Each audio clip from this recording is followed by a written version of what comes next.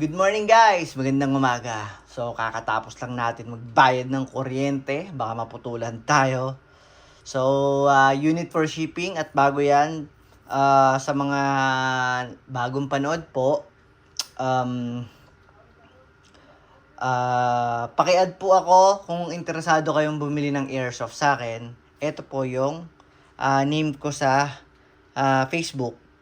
Pag sinearch po yan, Belmer Luis Santos Pantalunan, dalawa pong Facebook yung masasearch nyo. Isang main page ko at saka ito. Kasi yung main page ko ay nasuspend. Yung main account ko is nasuspend kaya gumawa ako ng isa. Tapos, okay na yung main account ko. So, pwede din tayo dun mag-transaction. Pwede rin dito. So, wag po kayong mag-alala. Parehas po ako yung makakausap nyo. Okay? Ito po yung main account ko, ayan yung page ko, ito yung YouTube channel ko, at saka ayan, kung gusto nyong mabilisan, pwede kayong tumawag or mag di mo sir din tag mo sa akin. Hindi ko naintindihan yung message ni Bossing. Ito yung mobile number ko, tawag kayo, Viber, Telegram, and WhatsApp. Isang number lang po ang gamit ko, yaan. Sa GCash, sa Paymaya, at sa Palawan Pay. Yan din lang po ang gamit ko. Wala po kayong pagbabayarang iba kung hindi dito sa number ko na to, okay? Pag po ibang pinagbayaran nyo, hindi po ako yun. Basta yan lang po ang number ko, 0946-7321508. Yun lang po. Mobile number, GCash number, Palawan Pay, and Paymaya. So, yun lang po. Okay? So, unit for shipping tayo. Ito ay unit ni Bossing. Wait lamang. Okay. Hey, napanood ko pa yung video mo. Na-play ko pa. Ito kay shoutout tayo kay Bossing Nestor Magpusaw. Okay? Nestor Magpusaw ng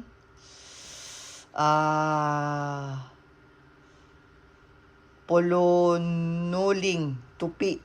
Polonuling Tupi, South Cotabato. Oh, ayun. Okay. So, barangay pala yun. Ay, may nalaglag ng mangga sa bubong. Barangay Polonuling. Municipality is niya ay Tupi. Tapos, South Cotabato yung province. Okay? Diretso binasa. So, ang kinuha sa atin ni Bossing is itong ENC Glock 19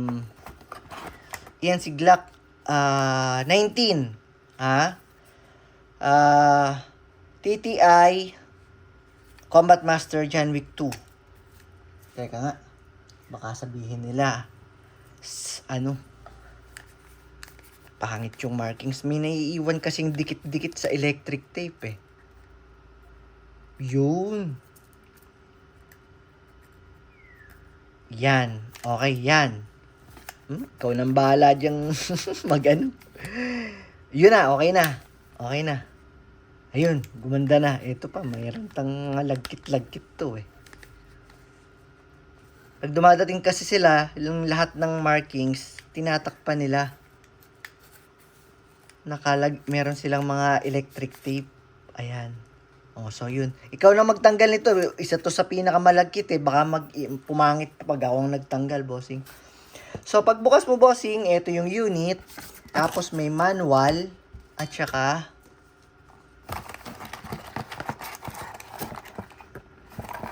silica gel. Wala nga pala tong ibang accessories. Glock 19.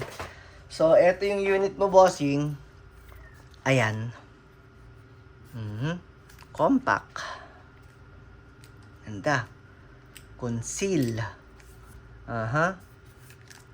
Maliit lang yung kamay ko. So, magiging mas maliit to pag mas malaki yung kamay nyo sa akin. Okay? Ayan. So, meron siyang pagka-Glock, metal yung slide, polymer yung lower frame. Ayan. Meron siyang finger groove. Tapos, ito yung medyo maliit lang yung kanyang magazine release kasi nga maliit lang yung Tapos meron siyang ditong thumb rest. Then meron siyang markings ng TTI. Ayan. Tapos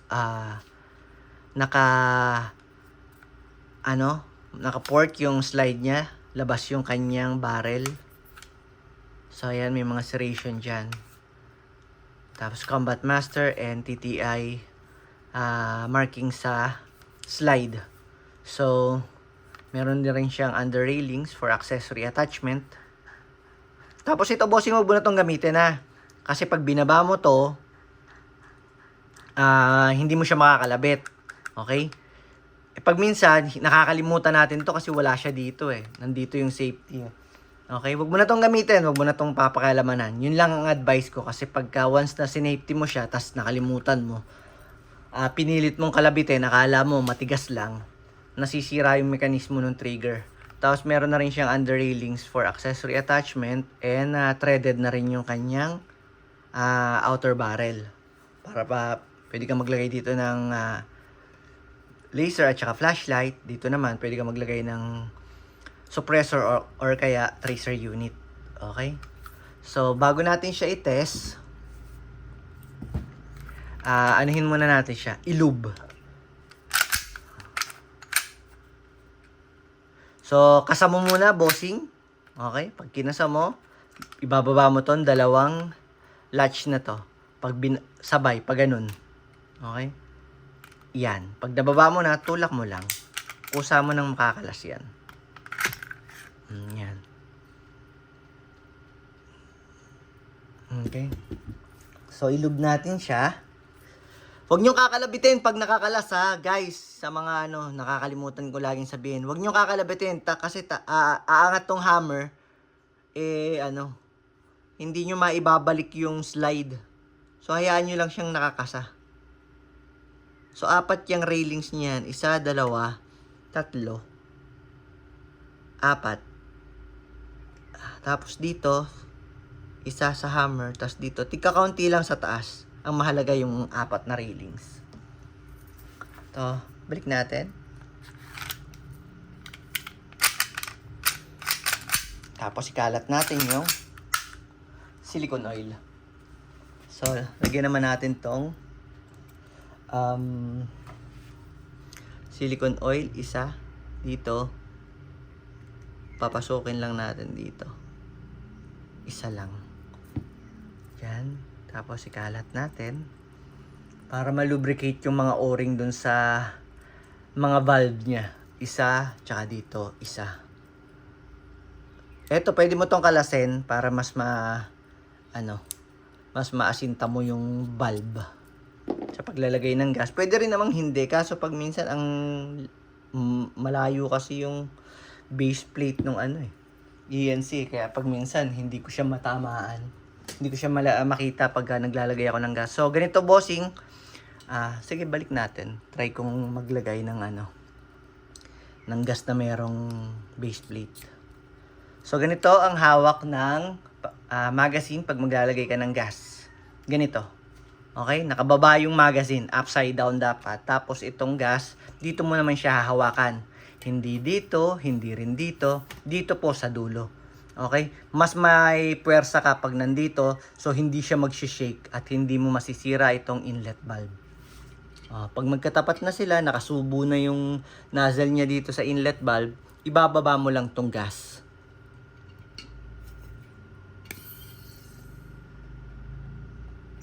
Okay? Leak check. Okay. So, wala siyang leak. So, lagyan naman natin siya ng BBs. So, ito ay 22 rounder. 22 ang kasya sa kanya. Nasa ba yung ko?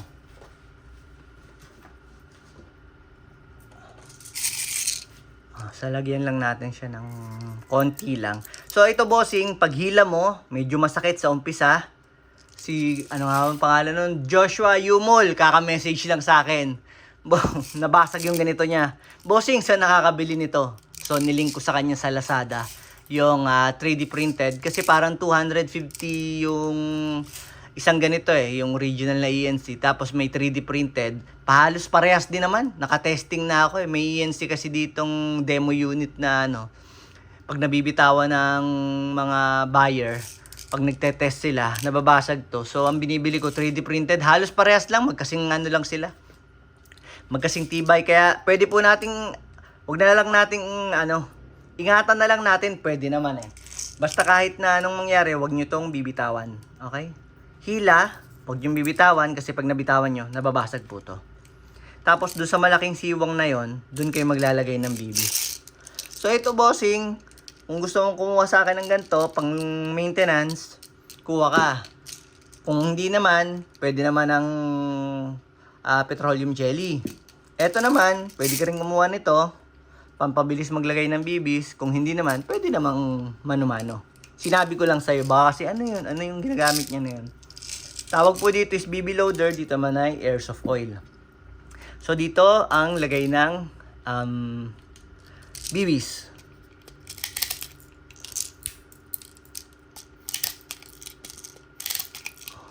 So ilan yun?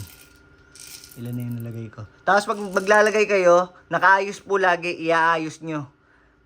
Kasi pagka hindi nakaayos yan, konti lang ang may ilalagay nyo, tapos pangit pang magiging pukol ng kasi hindi siya nakaayos dun sa half-up chamber eh. Mas maganda, maikuha nung loading nozzle para nakaayos siya agad dun sa half-up rubber. Okay? So test natin yung unit mo, bossing.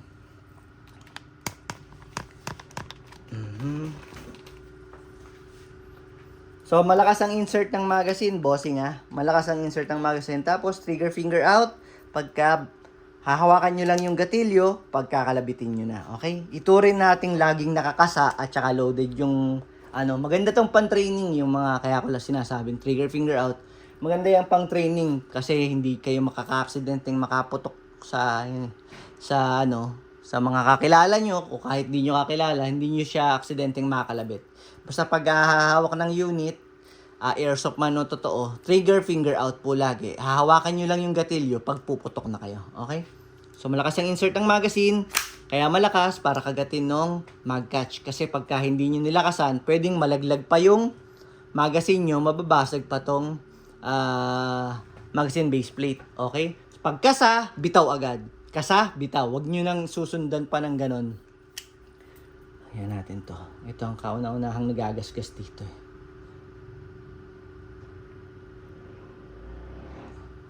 Yan. Pumapasok kasi to. Pumapasok to dun sa loob nito. Naggaganon-ganon siya pag pumuputok. Kaya ito ang pinakaunang nagagasgas. Okay? So, kasa, bitaw. Firing.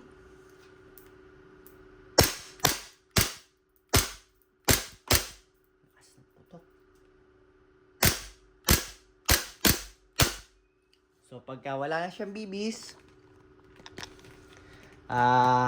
mag-ano siya, mag-open chamber, so release agad ang magazine, then hila lang. Hila. Then bitaw. Tapos, rest natin yung hammer by pressing the trigger. Maraming salamat, bossing. Thank you.